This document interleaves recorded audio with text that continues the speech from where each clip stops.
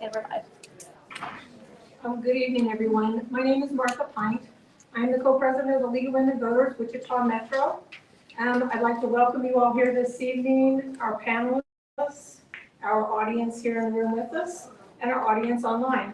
I'd also like to acknowledge the co-sponsors of tonight's event, Shockers Vote, Loud Light, Kansas Interfaith Action, Mainstream Coalition, and the League of Women Voters also of Johnson County, Lawrence and Douglas County, and as I said, Wichita Metro. Just some quick notes. Restrooms right outside the door here in the hallway. We are going to be recording tonight's event. It'll be live on Facebook, YouTube, and Zoom. So it will be recorded and shared or available after tonight's event. There will be time at the end of our program tonight for a few questions. Hoping that we have sufficient. So we've handed out a few note cards. I'll hand out some. If you think of a question as we're having our conversation this evening, by all means, please put it on the call. We'll write it out from you and be happy to forward it on our questions. So I want to do our moderators for this evening. Is a 2022 Fall Fellow with Loud Light. She's a senior majoring in political science, and they hope to pursue a career in labor organizing. Ayrton Marroquin is also a 2022 Fall Semester Fellow and working with Loud Light doing civic engagement and education about the upcoming November election. He's a sophomore student here at Wichita State, majoring in criminal justice with aspirations to attend law school and become a criminal defense attorney. And with that, I will turn it over to them.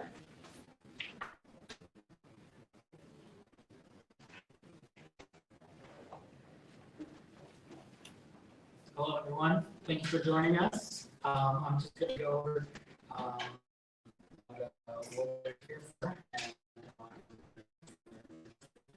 November to vote on 2 constitutional amendments that shift the balance of power in the state. Amendment 1 will increase the power of Kansas legislation by allowing them to overturn any administrative agency decision with just a majority vote. Amendment 2 would mandate the election of county sheriffs and would give the Attorney General the authority to initiate the recall of county sheriffs from office. I will explain what a yes and no vote means in these amendments and the importance of your vote on November.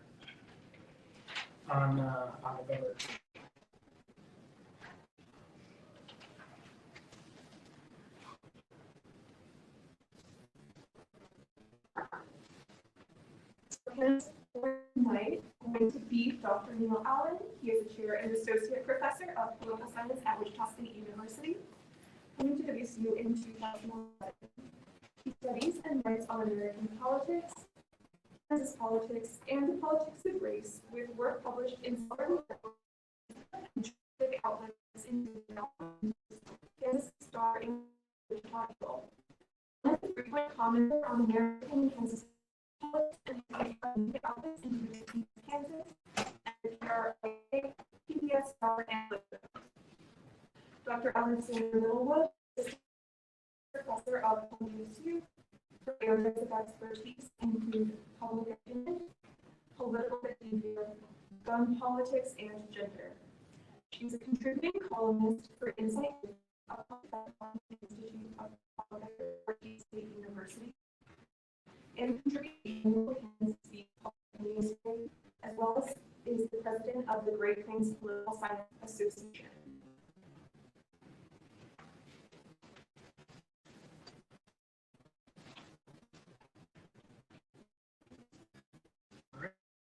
Question. What is a global scheme? We had a constitutional ballot, 2 new constitutional amendments on number 8. Constitution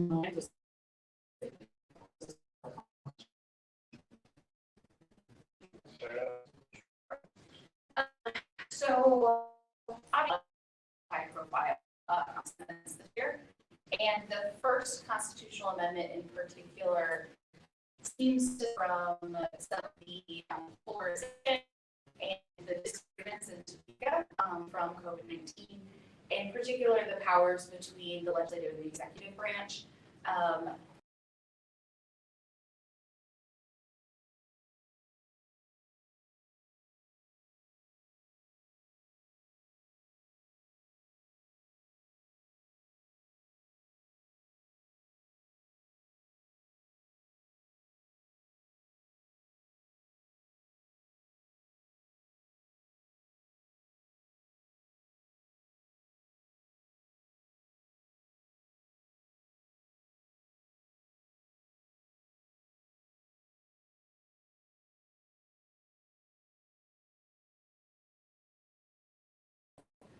On these constitutional amendments. Yeah, I think that's right. And one of the reasons why we see more recently is frankly because it's so hard to amend the Constitution here in Kansas.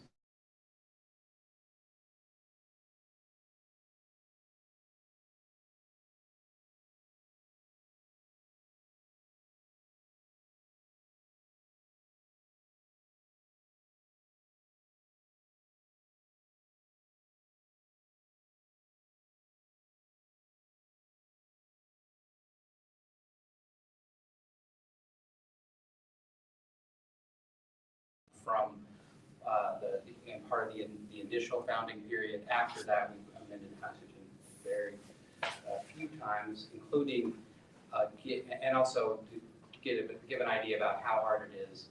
The Equal Rights Amendment, which basically what it said, basically the Constitution guarantees rights or recognizes and protects rights for women just the way it does for people based upon race, ethnicity, or religion. That failed because it only got it needed 38 states to ratify it. It got 37, and that was when it was, very popular nationwide, supported by both major political parties and all of their presidential candidates. And it had 10 years to do it and still couldn't make it. On the state level, most states are much easier. Some are really easy. So in some like California, Colorado, you really just have to have enough petitions to get something on the ballot and then win a majority vote. In Kansas, it's harder. We look like the federal system at the beginning, where you have to have 2/3 of both houses of the legislature, and then we have to have a majority vote of citizens. So Kansas thus amends its constitution fairly infrequently. In the last dozen years since I've lived here, we have amended it twice. Once to clean up a fairly minor issue involving how we count voters for purposes of redistricting, and the other was the right to hunt, fish, and trap. Most people forget about the trapping, but that's important too. That has like 80-something to 13% or something. And also that one really was not that important because the right to hunt and fish is not under threat here in Kansas. Now these that are happening now are, I think, partly because of polarization and also just frankly because of certain parts of the state government right now being controlled by people who are further left than certainly the legislature. Most importantly, that's the state Supreme Court, which has an abortion decision, which is not what the legislature would want. And so we had an amendment vote in August. And also the way our system works and the way our voters also tend to behave is that you only get an amendment on the ballot if the Republicans want it, because the Republicans control the state legislature. And that's because that's who Kansas vote for. So now with the two we have right now to vote in the election that technically is next Tuesday, although probably some people in the room have already voted. Early voting started here in Sedgwick County yesterday. There's one, the second one is about sheriffs that we'll talk about that has to do with a particular controversy involving sheriffs in Johnson County and also is in some ways basically locking in the current system so the counties can't change it. I think frankly the more important one, especially involving public policy, is the legislative veto that we'll talk about in a minute. But that comes out particularly because we have a Democratic governor and a Republican legislature, and COVID put stress on all parts of our government and showed the way that executive power could be used in a way that the legislature didn't want. And so I think that's why we're seeing it. What I worry about is that these particular two amendments are, I think, difficult to understand and also involve issues of process that I think is very difficult for the average voter and frankly those of us that consider ourselves professionals who really understand what it is we're trying to vote on. So I think we're probably good to go on to Amendment 1. Yeah, thank you so much for those answers. So let's focus on the proposed legislative veto amendment first. So what exactly is proposed Amendment 1 and why is it on the November ballot? So the term that's being used for this constitutional amendment is the legislative veto.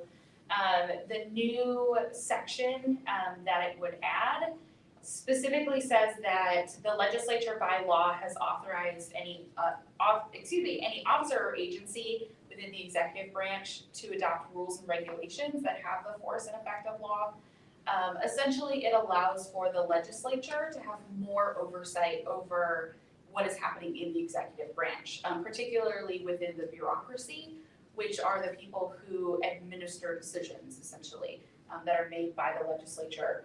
And so this really gives the legislature more oversight of what's happening in the executive branch instead of the governor having that oversight over what's happening in the executive branch. Right, and something like 13 states have legislative vetoes. The federal government doesn't. There was an attempt to put one into statute back in, I think, the 60s, and there was a case in the late 70s where the U.S. Supreme Court struck that down under the federal Constitution. Alex did a good job there talking about the basic structure of it. That when you think about veto, we normally think of a governor, and we have the governor as a pretty powerful veto here in Kansas. So the governor can block any legislation that passes the legislature. The legislature can override that veto, but it is difficult. That requires a 2/3 majority instead of a simple majority. And that can be very important here in Kansas in modern times because while Republicans have always had a majority in the legislature, and they will until something really strange happens, but I think we'll all be dead at that point. But Democrats often have around a third. And also, even if they don't, they often have allies in Republicans that, for whatever reason on a given issue, depart from the majority of their party. So the veto matters a lot. And also the veto matters even when it's not used, when it's a possibility. Also, our governor has a line item veto, which means the governor can veto particular parts of bills. That's a power the U.S. president doesn't have, but it's a really important power here in Kansas. The legislature has weapons if they want to, sorry, I'm using military metaphors. They have resources if they're in conflict with the governor, but those resources are often harder to deploy. And in particular, they often require the legislature to pass a new law, which itself is subject to gubernatorial veto. So legislative veto would allow them to veto things themselves, and also not just actions of the governor, but actions of administrative branch agency heads. So like the Secretary of Education, the Health Secretary, the Commerce Secretary, and we saw the importance of a lot of this during COVID.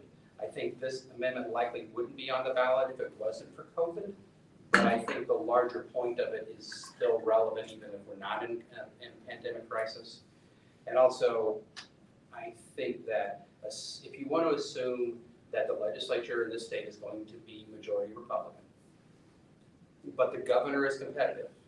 In recent years, that's been true. The last 2 governor elections have been within 4 percentage points. 5.5, I think, the last one, but very close. This current one looks like it's going to be pretty close too. And there's some things about how candidates have sorted out where they live, combined with a little bit of gerrymandering, that makes it difficult for, even more difficult for Democrats to ever get to a majority. So really, the legislative veto, from my analysis, is really important if the governorship is held by a Democrat. Not as much if it's held by a Republican, particularly considering it looks like the Republican Party is going to nominate candidates in the near future like Attorney General Schmidt, who are fairly representative of the Republican Party and look a lot like the Republicans in the legislature. If you go back more than 10 years, the Republican governor candidates often were moderates that were significantly left of the legislature. I don't think that's going to happen in the near future. But that's, I think, how it fits into the partisan dynamics. I would also add that it puts a strain on our legislature, or would, if it were to pass, would put a strain on our legislature. We already have a part-time legislature that often struggles to deal with issues in real time. And if this amendment were to pass, it would likely require the legislature to come back into special session to pass legislation or to vote on the actions of the executive branch, which they currently only come back into session usually once, maybe twice a year after they're done. And so it would really put even more of a burden on the legislature to have to come back into session more often to address these issues, which they don't necessarily currently have to do. Right, and also, I think the leadership in both houses of the legislature, which the current leadership will only be there for another, I think, couple of years because we have a kind of rotation in one year in Kansas. But for future legislative leadership, I wonder if they might see that if this passes, they might regret it a little bit because it does give it more power, but then it makes it harder to say to you more extreme members, yeah, okay, you say you want to do that, but we don't have the power to do this. Okay, maybe we'll pass a resolution, but let's just get back on to business because we got to pass a budget. But now if you have this power and there's either a governor or an agency head who is doing things the legislature doesn't like, then the leadership of the House and the Senate are going to be under a lot of pressure from their members to have votes. And often these votes are going to be tough ones because it's probably, if they're going to be voting on it, it's probably having a significant effect. Or maybe worst case scenario is we have a legislature just more or less is in constant session as a revising group and looks at whatever the health secretary, the education secretary did last week and starts to try to change it. And, I don't think our legislature is ready for that kind of work. Yeah, thank you so much for that answer.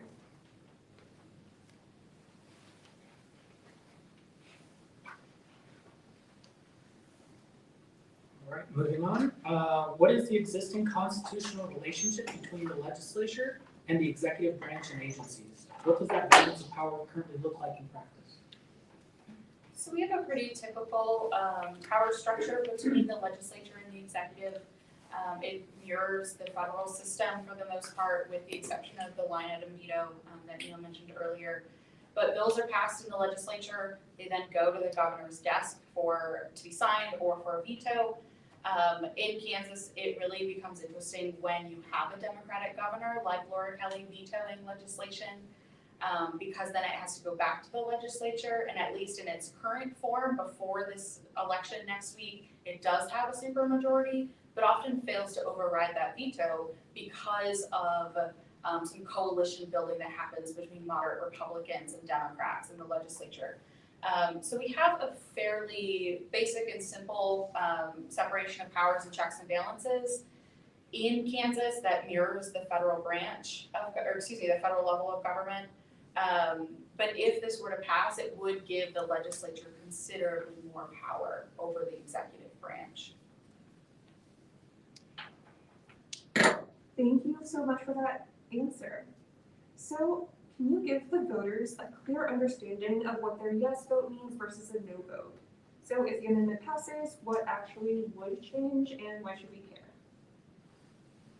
Well, you should care because it's government politics and that's the most important thing in the world and everybody should care all the time. It's one of the main things that matter.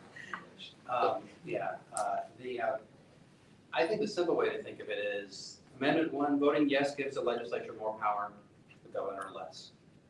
Voting no gives the governor more power and the legislature less, or at least keeps things the status quo. And probably there will be, I think, voting yes will add to complexity in Topeka, which isn't always a bad thing. But I think really just the way to see Amendment 1 is that you vote yes if you want to restrain the governor, vote no if you want to keep the status quo. Yeah, thank you so much.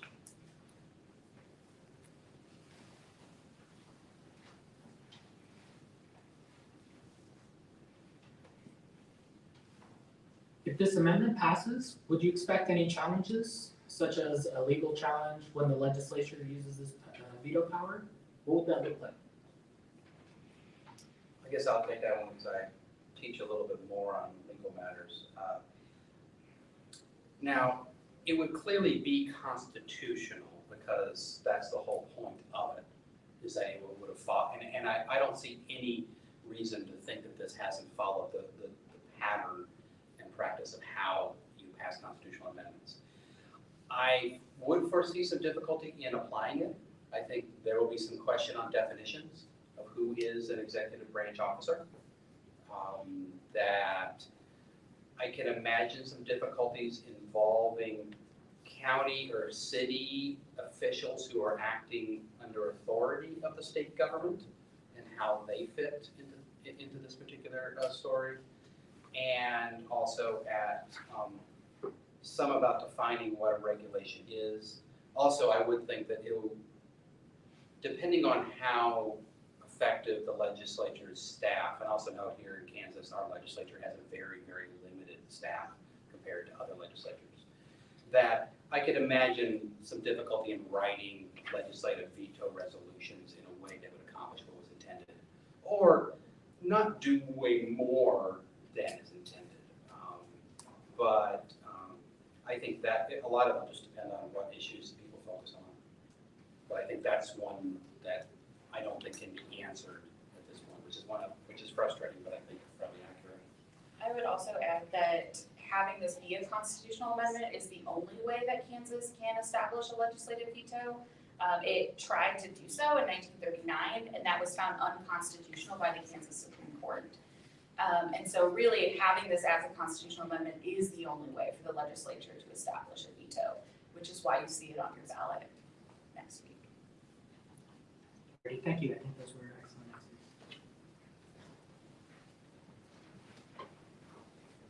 Okay, so let's turn our attention to the second proposed amendment now. So what exactly is the sheriff constitutional amendment, and why is it on the November 8th ballot? So I'll start with what it is. So this constitutional amendment, which is Amendment 2, requires the election of a county sheriff in counties that have not already abolished the sheriff, which is only one county. And it specifies that the sheriff must be elected in counties for a term of 4 years. So it essentially says that counties have no choice but to elect their sheriffs unless they've already abolished that position. If they were to bring that position back in the future, it would have to be elected. But some of the more tricky language about this ballot is about removing the county sheriff. It also changes how the sheriff can be removed. And it can only be involuntarily removed from office by a recall election or by the state's attorney general, but not by the county's local district attorney. So it changes the way that sheriffs are chosen, but also how they can be involuntarily removed from office. Right, and to give some factual background on where we are now, in Kansas we have 105 counties, 104 of them elect their sheriff. The only one that doesn't is Riley County, which is in the north central part of the state or northeast, depending on how you count it. It includes the city of Madison, and that's where Kansas State University is. It's not where Fort Riley is, that's technically next door, I think, in the next county, but a lot of people who are part of that particular employer community who live in Riley County as well. There they have an appointed sheriff, so the way they pick their sheriffs is similar to how we pick police chiefs in most cities, which is so here in Wichita is a good example. We have a city, we have a city government. That government has a city council made up of 6 council people and 1 mayor that's kind of like an at-large member. And they technically devolve their power to the city manager. The city manager here in Wichita recently selected a police chief candidate. That candidate then, who is now Chief Sullivan, was then presented to the city council, and they decided to appoint that person. The same way they appointed the director of the Parks Department, for example. Riley County decided to move in that direction for the county sheriff. Yeah, thank you so much for that answer, but for the sake of time, Sure. we're going to have to move on. Thank you so much.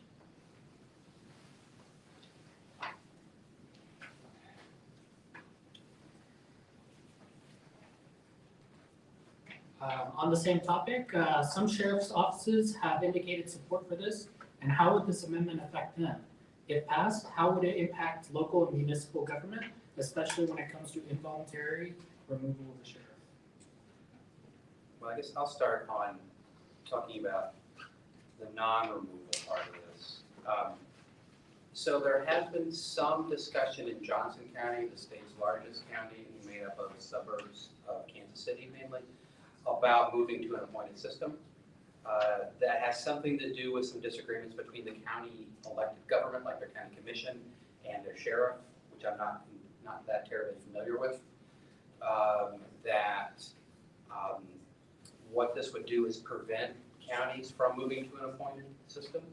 It also would prevent something that is frankly probably unlikely in most places in Kansas, but there's a strong argument for it. It would prevent consolidation of law enforcement, at least a total consolidation under a single official. And in Kansas, one of the issues that we have is because we have so many counties, so many cities, that we could not, for example, go out to a county in western Kansas that has only 20,000 people in it and has a county seat with 5,000 people. And so there's a police chief and a sheriff. That county would not be able to consolidate all that together into a single entity. With the exception, I suppose the city could give up their police power and just give it to the county. And so, it makes sense that a lot of sheriff's offices and counties are supportive of this because politicians who are elected tend to support continuing the form of election that elected them, because that's rational behavior by human beings. Yeah, it basically just guarantees that the sheriff will always exist and will be elected rather than appointed. And then the recall part is interesting. We have a recall for lots of officials in the state. It's not used terribly often. It's kind of hard to use.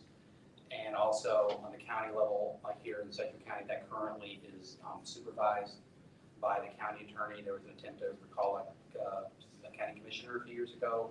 Didn't go forward because it didn't meet the standards by which you could recall somebody, which are usually pretty tight, thankfully, because we don't have recall elections every other year. Now that power would go to the attorney general, which is a statewide elected official. Okay, yeah, thank you so much. So what exactly would change if Amendment 2 doesn't pass? Or in other words, what would a no vote do? I mean, a no vote would really just maintain the status quo, so it really wouldn't change much. It allows for counties to still choose how they want to either appoint or elect their sheriffs if they wanted to consolidate, as Neil discussed. And it really doesn't change anything. It just keeps the status quo the way that it is. Okay, yeah, thank you so much, Alex.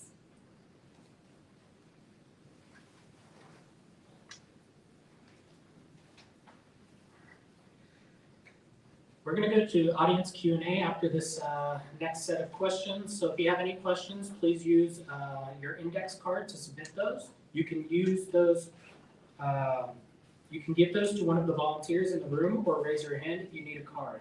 If you're watching this online, please send your questions in using the Q&A feature on Zoom. To the question, we're going to get a little bit more local now. In Wichita School District 259, we have an issue on the ballot to change how our school district representatives are elected. How are they currently elected, and what is the proposed change? Dr. Allen? Sure. So also, I mean, I'll take this one partly because I happen to be a voter and a parent of, I'm a voter in Wichita School District, and also I have 2 children who currently are students in Wichita School District. That school districts are elected in a whole bunch of different ways.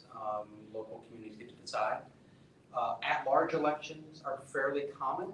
So like next door to us to the east is the Andover School District, and they elect an at-large. So the school district has certain boundaries. You have a certain number of members of the school board.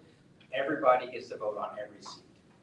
Now that has some benefits for simplicity, particularly because you don't have to draw districts and redistrict every 10 years. Some of the negative of that is it can reduce the voting power of minorities, particularly racial minorities. And fully at-large elections have been very controversial and often been ruled unconstitutional depending on the place. In Wichita, we do something kind of halfway between. So we have 1 seat which is at-large, and so everybody gets to vote on that, and anybody can run for it. We have 6 other seats where the candidate's got to come from a district, from a defined area, and those 6 areas are all evenly populated after every census. But the vote is at large through the whole district. So what that does is it takes, for example, for a citizen who lives close to where we are right now, and we live this is in a neighborhood that's majority African American, gives these citizens more power over the whole district, but less power to elect a member from their area. And in the last 2 elections, we've had this particular area that voted, that were there, the person who came from that district, that they've gotten a majority of the vote in their district, but still lost because they lost the majority of the vote in the whole electorate. And so I happen to be in favor of this one, partly because I think it's a little easier to understand. But also it will have the effect of reducing, at least, maybe not slightly, but reducing the voting power of racial minorities and people who live in the center part of the district over district elections in general. But the current board decided to move to this particular system. But a lot of the question is, how much do you value local control as opposed to district-wide influence? And similar to the constitutional amendments as well, a no vote on this would maintain the status quo and not change anything from the system that we currently have. And also, either the current system or the proposed change still makes it so that every individual voter has the same influence as any other voter. So it's still one person, one vote, one value.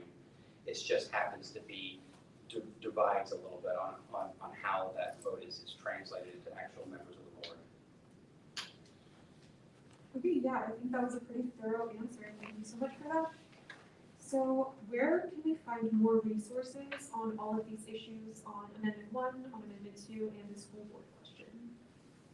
Well, I would be saying this even if this wasn't a League of Women Voters event. I would say the League of Women Voters. And also if we're talking about the school board issue that we just talked about, there would be the League of Women Voters Wichita Metro. Did I get it right? You did. Thank you. That would be where you could look for that. Also, and so that would be the place I would go first. That I think also that there have been editorials in major newspapers in the state that I think have done a fairly good job of laying out the positives and negatives. And also, one way to think of it is, think, especially if you have knowledge of who your state legislator is or state legislators that you think are interesting or that are a positive or negative reference point for you, just ask them how they voted or look up how they voted and they can give you an idea where you maybe could think about where or what you might think about voting. And I would encourage all voters not just to look up the ballot language, which itself can be fairly confusing, but to look up the different sides on what a yes vote and a no vote means and kind of just make sure that that fits with what you want to see either changed or not changed, as the case may be. And also, I don't anticipate there being deliberate misinformation through text message on these particular issues because I don't think they're quite high profile enough. But we need to be careful about that because we saw a lot of that happen around the August 2nd amendment vote. And we're starting to see that now over also polling place locations and things. And sadly, text messages are free. So people wanting to be confusing can do so. But like anything else, you got to do your own work. Yeah, thank you so much. Just so that you know, we mentioned at the beginning that we are somewhere in the middle of questions by either note cards or show of hands. So if you have a question, by all means, please feel free.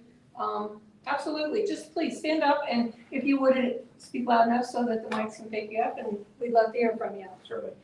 So would the legislative veto have impact on regulatory review boards and their authority over the regulatory process?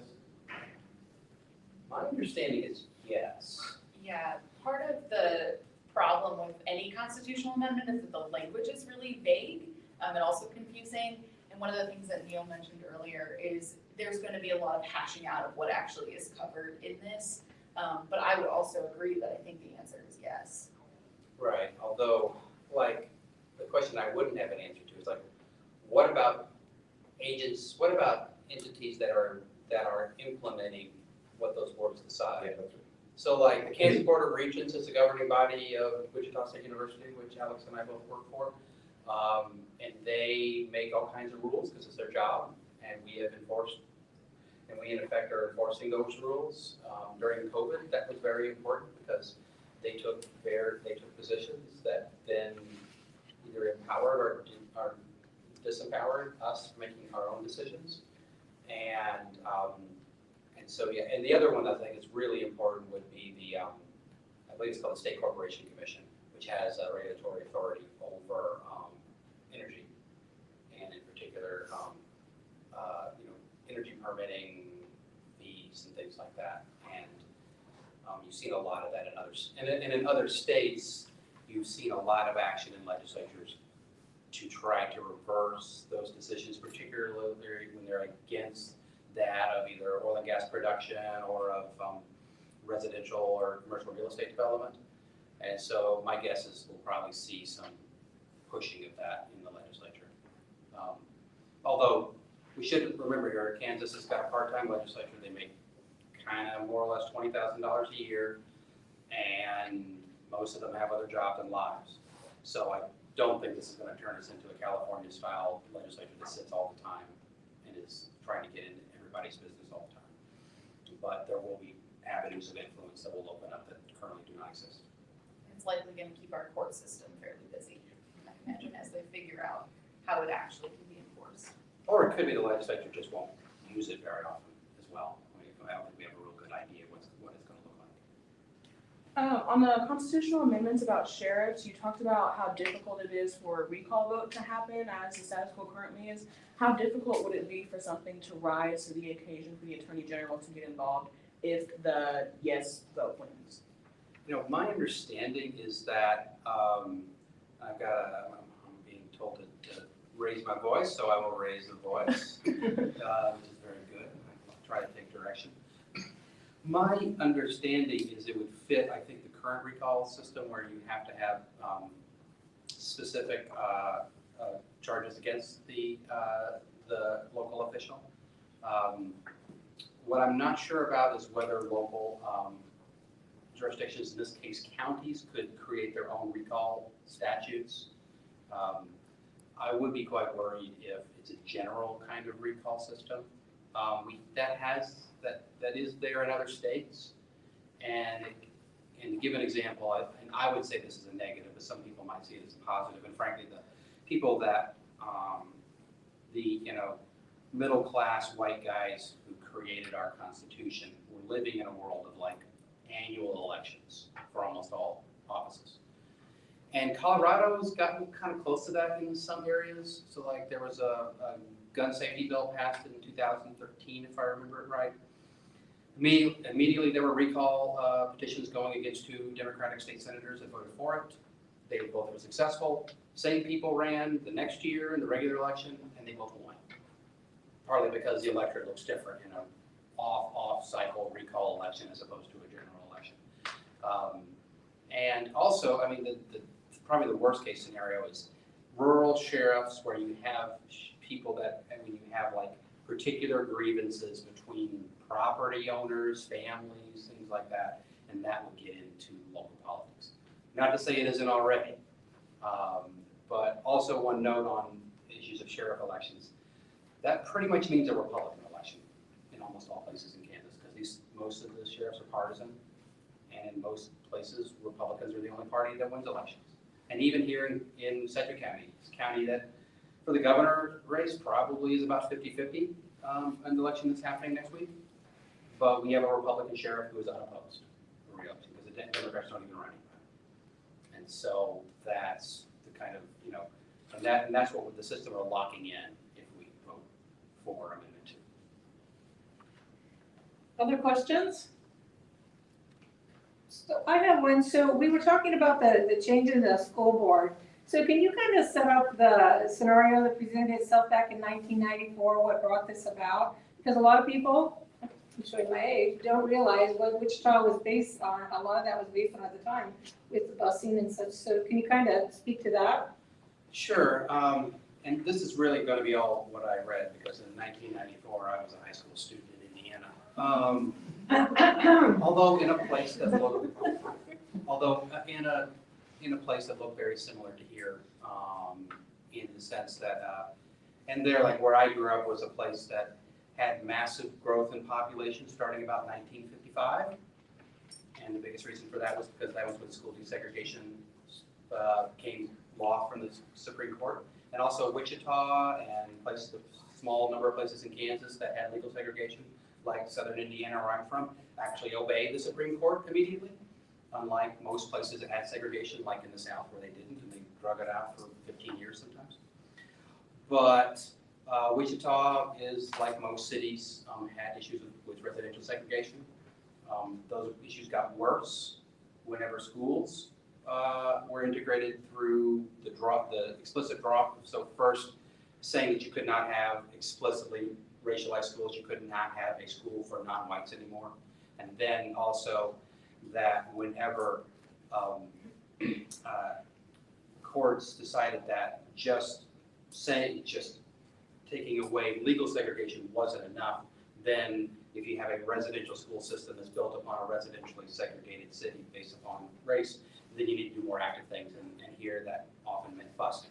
So moving kids from one part of town to another in order to achieve racial balance. This was very unpopular here, like it was pretty much everywhere, which is one of the reasons why we don't see it much anymore.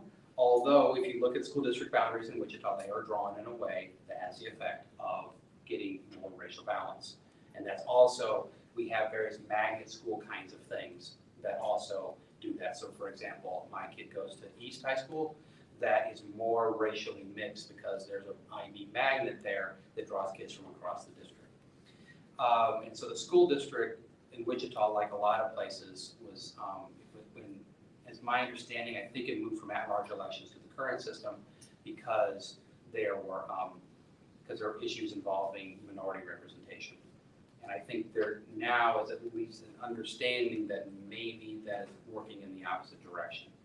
Although I do worry that this is a reaction to the elections that occurred last year, and that might not be the normal or the reoccurring pattern, particularly considering in the last election those who were more socially conservative and culturally conservative were very well organized in school board elections, which is something that usually doesn't happen, because usually very few people pay attention to school board elections, except often school teachers.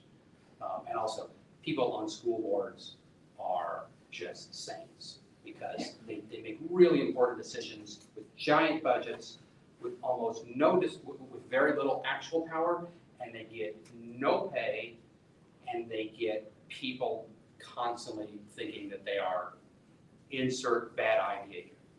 And so just the more conflictual school board elections are, the less people want to run, and then the worse democracy we're going to have. But that's Neil's pro-public school rant for the day. Any other questions?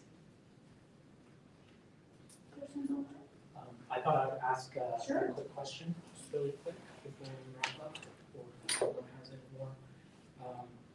But you mentioned near the beginning of the panel, specifically Dr. Allen, that some of these amendments probably wouldn't exist probably without things like the pandemic. Kind of on that same note, do you believe that these things are somewhat of an aftershock or an attempt to, I'd say, I don't feel like using this word, but opportunism from recent more polarized amendments because they don't receive, say, the same polarization. Alex, I'll take a stab at this, and then you can see what you think about it. Now, as you can probably tell, I'm myself not in favor of these amendments.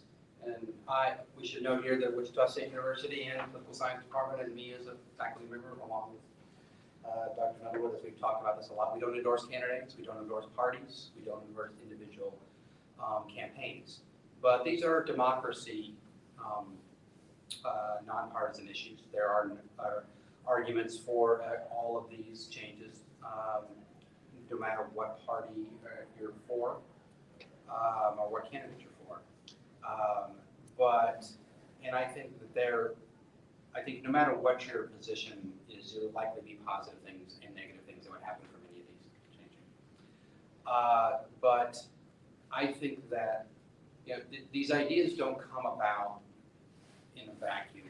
There are other states that have laws like this, that governors, particularly we're talking about the Amendment 1, governors can often be extraordinarily powerful.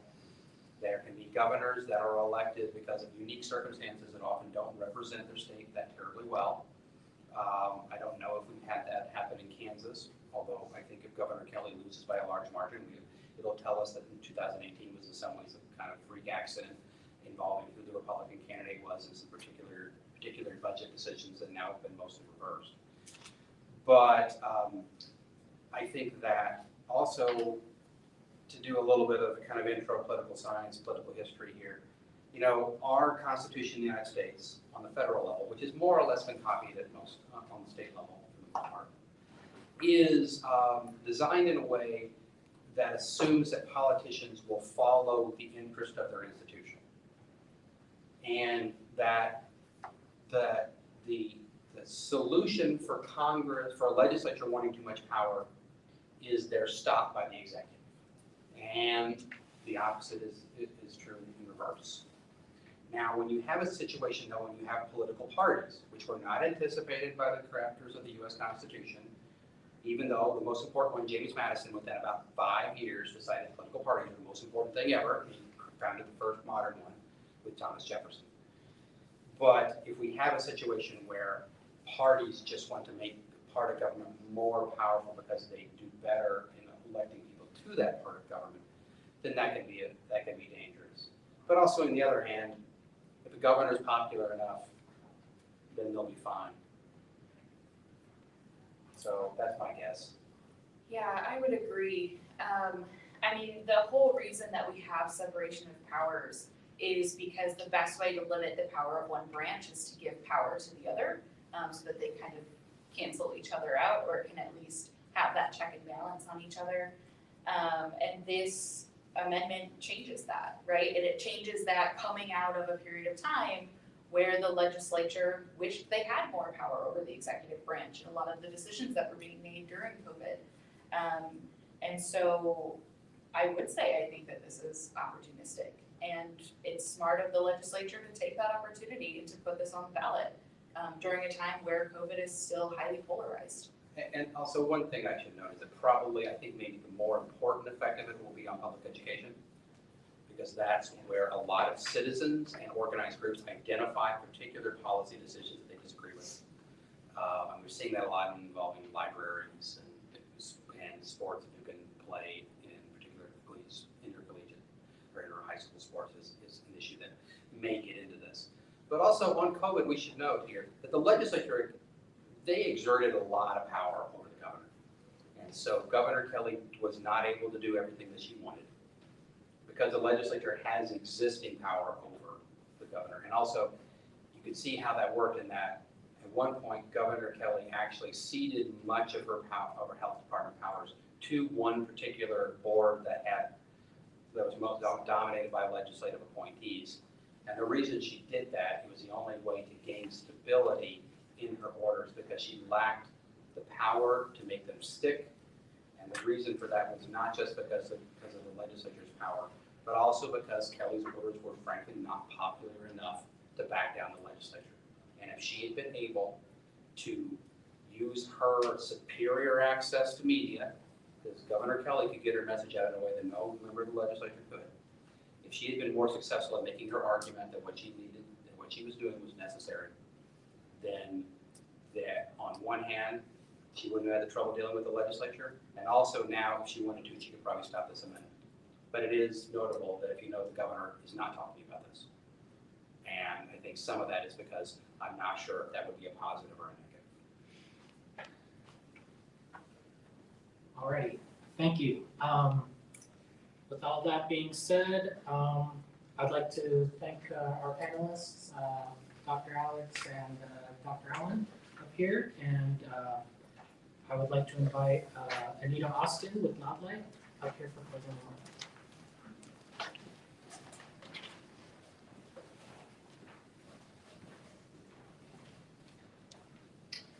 guys, for everyone who came to join us here in person, and for everyone who's watching us online. Big thank you to our panelists and for the education you shared with us tonight, and also for Ellie and Alex, who did an excellent job moderating here. A lot of organizations collaborated to make this possible. Shoppers Vote, Loud Light, Mainstream Coalition, the League of Women Voters of Johnson County, Douglas County, and of course, right here in the Wichita area metro. We even have Martha Pent in the room, who was instrumental in making these things happen. So I just want to thank everyone, but also remind you all of the election, which is next Tuesday, November the 8th. You can still early vote. If you have an advanced ballot at home still, make sure you return your advanced ballot and vote early if you can. And thank you all so much for being here. Have a good night.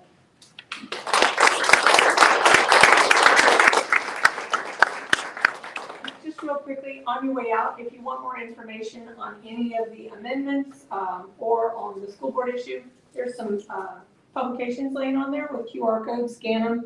It'll take you to a site. You can get more information as well there. So thank you everyone so much for being here.